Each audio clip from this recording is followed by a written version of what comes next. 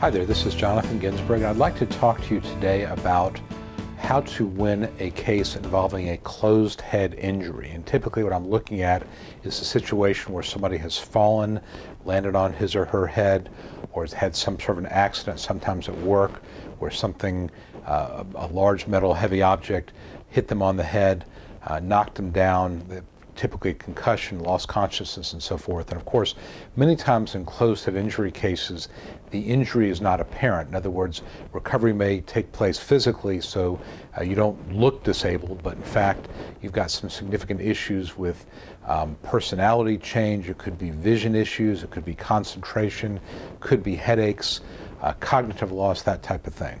And basically there are two real ways to win a closed head injury case.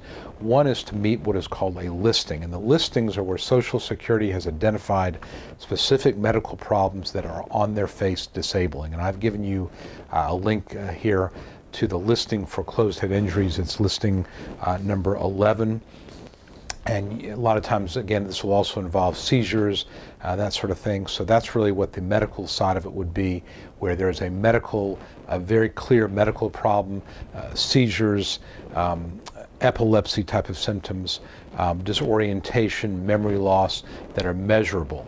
The second way to win, if you don't meet a listing or your doctor won't support you on a listing, is to argue what is called functional capacity. What that means is you're arguing that your capacity for work has been so reduced by the symptoms associated with your closed head injury that you would not be reliable at work. And so, for example, fatigue might be an impairment that would prevent you from working. Cognitive decline, where you can't think.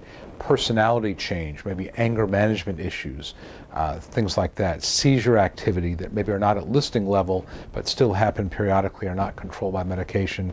Headaches, blurred vision, those type of things. And really the important thing with closed head injury cases is, number one, is to make a very, very clear list of all the symptoms. Keep a diary on a calendar so that you can identify how often they happen, because again, if you have a headache once every 3 months, that's not disabling. But if you have it once a week or every 3 days, that certainly could be.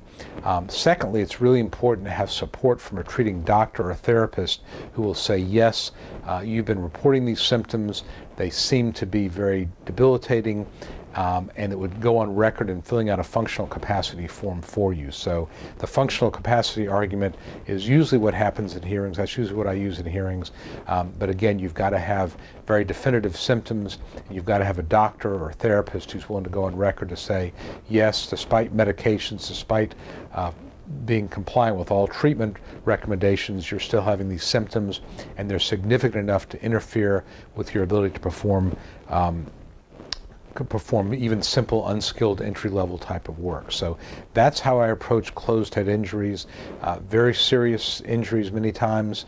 And again, the symptoms are what's important. And sometimes I will tell you, I will also bring a witness in, because a lot of times people who are dealing with these symptoms don't necessarily recognize what's going on, and a third party may be necessary to help identify what the symptoms are and how they affect that person's ability to deal with day-to-day activities of daily living and other type of work type of activities. So hope this has been helpful. Again, my name is Jonathan Ginsberg. Please let me know if I can be of help to you. And again, this is how I approach closed head injuries. Thanks very much.